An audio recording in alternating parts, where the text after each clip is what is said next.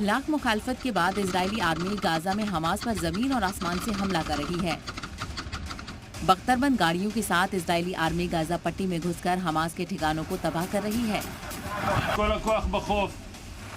Israel के हमलों से गाजा में हर तरफ तबाही का मंजर दिख रहा है। हमले में बड़ी तादाद में लोगों की मौत हो रही है। जख्मियों को इलाज नहीं मिल पा रहा है। दवाइयां खत्म होने की कगार पर हैं।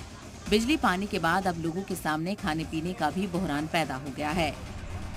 इजरायल की चौतरफा घेराबंदी की वजह से गाजा में आलमी मदद भी मुश्किल से पहुंच पा रही है, जिसे लेकर यूएन जनरल असेंबली में गाजा में करीब 50 ममालिक ने सीज फायर और फौरन मदद पहुंचाने की तजवीज पेश की। बहस के बाद यूएनजीए ने इस तजवीज को पास कर दिया है। तजवीज की हिमायत में 120 ममालिक ने वोटिंग की, जबकि 14 मुल्कों ने खिलाफ में वोट डाला। वहीं 45 मुल्क ऐसे भी थे जिन्होंने वोटिंग में हिस्सा नहीं लिया। अब ये भी जान लीजिए कि किन ममालिक ने हिमायत में वोटिंग की और किन ममालिक ने खिलाफ में वोट डाला। तुर्की, फलस्तीन, मिस्र, जॉर्डन, सऊदी अरब और संयुक्त अरब अमीरात जैसे मुल्कों ने हिमायत में वोटिंग की। वहीं अमेरिका, इजराइल, क्रोएशिया, ऑस्ट्रिया, प्राग, हंगरी जैसे ममालिक ने मसौदे के खिलाफ में वोटिंग की। वहीं हिंदुस्तान समेत 45 मुल्कों ने वोटिंग में हिस्सा ही नहीं लिया। यूएन में गाजा में मदद और अमन मसौदा पास होने के बाद इजराइल की तरफ से सख्त रद्द-ए-अमल सामने आया। इजराइल ने जंगबंदी की तजवीज को खारिज कर दिया। इससे पहले यूएन में इजराइल के नुमाइंदे गिलाद एर्दान ने तजवीज के मसौदे पर सवाल उठाया। उन्होंने दुनिया के सबसे बड़े स्टेट से ये भी कहा कि इजराइल चुप नहीं बैठेगा। And we will not sit idly by to let them rearm and commit such atrocities again. We won't, just as every single other member state in this room wouldn't.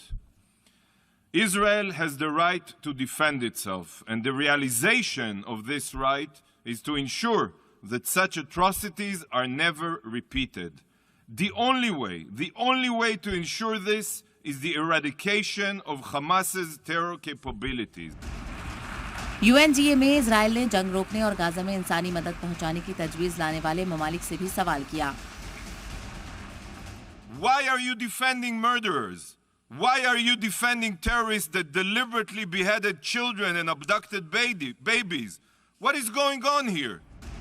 UN general assembly में अरब मुल्क जहां तजवीज की हिमायत में थे, वहीं America पूरी तरह से इजराइल के साथ खड़ा नजर आया। अमेरिकी नुमाइंदे ने सवाल किया कि गाजा में तबाही और परेशानी की बात तो सब करते हैं, लेकिन यरगमाल बनाए गए लोगों पर बात क्यों नहीं होती?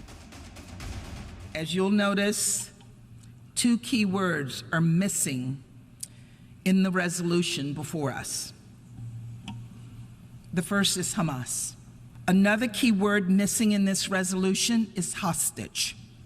This resolution makes no mention of the innocent people, including citizens of many of you in this room. Hindustan ने यूएन जनरल असेंबली की वोटिंग में हिस्सा नहीं लिया, लेकिन हिंदुस्तानी नुमाइंदे ने कहा कि जंग में इंसानी नुकसान से मुल्क काफी परेशान है। In Israel on 7th October were shocking and deserve condemnation. Our thoughts are also with those taken hostages. We call for their immediate and unconditional release. Terrorism is a malignancy and knows no borders, nationality, or race.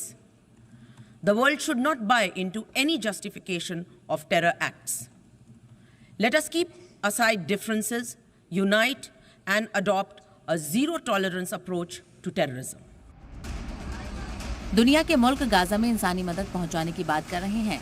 Hindustan दोनों फरीक से जिम्मेदारी की appeal कर रहा है। वहीं अक़वाम मुत्तहिदा की तरफ से कहा गया है कि 7 अक्टूबर से पहले गाजा में इंसानी मदद के लिए 450 ट्रक गाजा में जा रहे थे, लेकिन अब सिर्फ 12 ट्रक ही गाजा में एंट्री ले पा रहे हैं। यहाँ पीने के पानी और बिजली का भी बहरान है, जिसे जल्द पूरा करना होगा। कुल मिलाकर गाजा के हालात बढ़ते दिन के साथ बदतर होते जा रहे हैं। गाजा से हमास रॉकेट दाग रहे हैं, तो इजराइल भी सब कुछ ताक पर रखकर गाजा पर हमले कर रहा है, और इसमें जो मर रहे हैं वो हैं गाजा के मासूम बच्चे, खवातीन और बेकसूर लोग। ब्यूरो रिपोर्ट, जी मीडिया।